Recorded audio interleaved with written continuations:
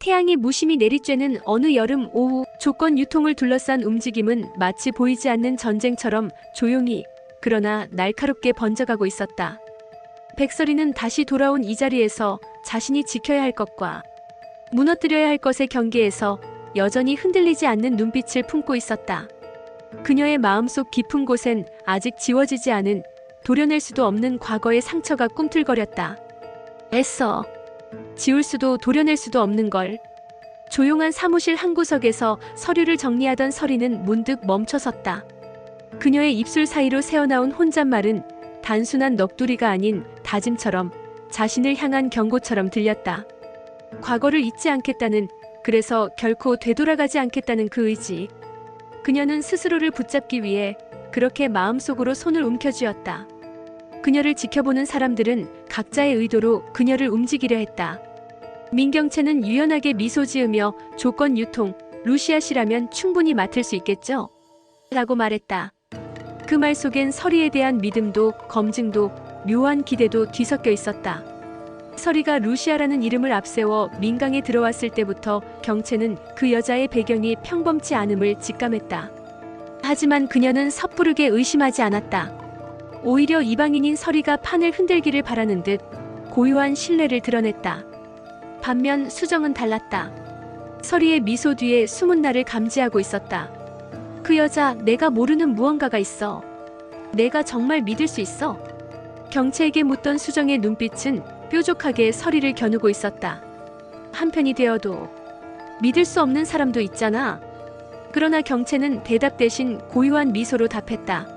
수정은 고개를 돌리며 씁쓸하게 웃었다.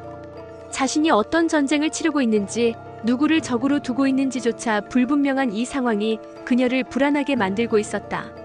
민두식 회장은 늘 그래왔듯 주변의 갈등엔 아랑곳 없이 조용히 설이를 바라보고 있었다. 운명이라기보단 우연을 가장해 접근한 여자 같아서. 그가 설이에게 조용히 던진 말은 냉소 같기도 했고 호기심 같기도 했다. 설이는 잠시 시선을 떨구다 고개를 들어 그를 바라보았다. 저 혼자만 운명이라고 생각했나 봐요. 바보같이. 그녀의 말은 부드러웠지만 그 안에 숨겨진 비수는 두식의 가슴 어딘가를 찔렀다. 두식은 그녀가 왜 자신 앞에 자꾸 나타나는지 알 수 없었다. 하지만 그럴수록 그녀를 향한 궁금증은 깊어졌고 머리로는 경계하면서도 마음은 어느새 설이의 그림자를 따라가고 있었다.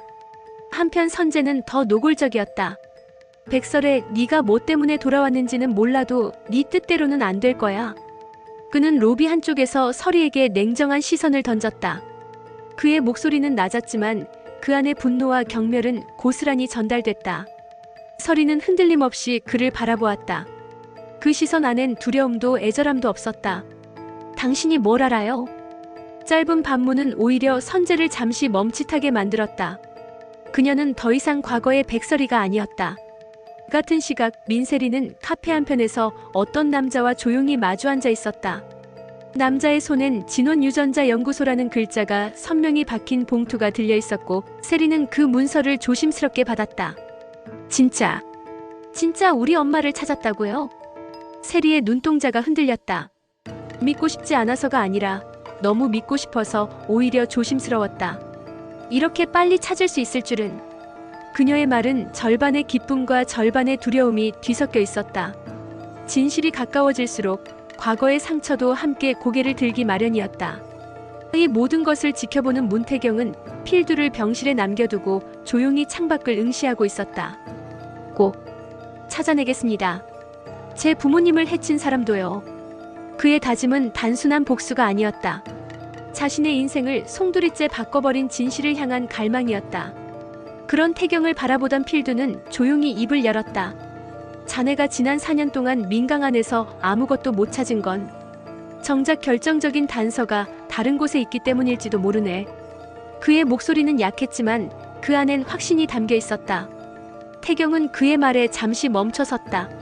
그리고 자신의 머릿속 어딘가에서 문득 떠오른 조각 하나를 붙잡았다. 혹시 지금까지 자신이 전혀 의심하지 않았던 곳에 모든 진실이 숨어 있는 건 아닐까? 그날 밤 로비에서 우연히 마주친 설이와 태경. 두 사람은 말없이 한동안 서로를 바라보았다. 끝까지 믿어준 만큼. 나를 다 아세요? 서리의 물음은 가볍지 않았다. 그건 믿음에 대한 도전이었고 또 한편으로는 스스로에 대한 확인이기도 했다. 태경은 조용히 고개를 저으며 대답했다. 다 알아야지만 믿는 건 아니니까요. 그의 말은 한 줄기 빛처럼 서리의 마음 한켠을 파고들었다. 그녀는 입술을 살짝 깨물었다. 그가 그녀를 다 알지 못하면서도 그럼에도 불구하고 믿고 있다는 사실이 이상하게도 그녀를 아프게 했다. 믿음이 때로는 칼보다 예리하다는 것을 그녀는 지금 실감하고 있었다. 그리고 멀리서 그 둘을 지켜보는 사람이 있었다. 연숙이었다. 그녀는 조용히 혼잣말을 내뱉었다. 일단 당해봐야지. 그래야 루시아가 나서지.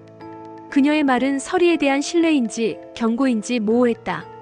하지만 그 목소리엔 어딘가 결의에 찬 냉정함이 깃들어 있었다. 서리는 그날 밤 연숙과 다시 마주했다. 그녀는 낮게 목소리를 깔았다. 그 사고를 아는 사람이 있어요. 연숙은 고개를 들었다. 누군데? 서리는 주저없이 대답했다. 문태경 본부장이요. 그 순간 연숙의 눈빛이 차갑게 변했다. 그 남자 정말 믿을 수 있는 거야? 서리는 대답하지 않았다. 그녀도 아직 확신할 수 없었다.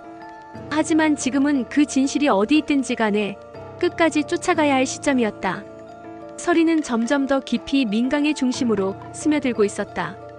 그녀는 모두의 눈을 속이고 있었고 동시에 모두의 눈을 마주하고 있었다.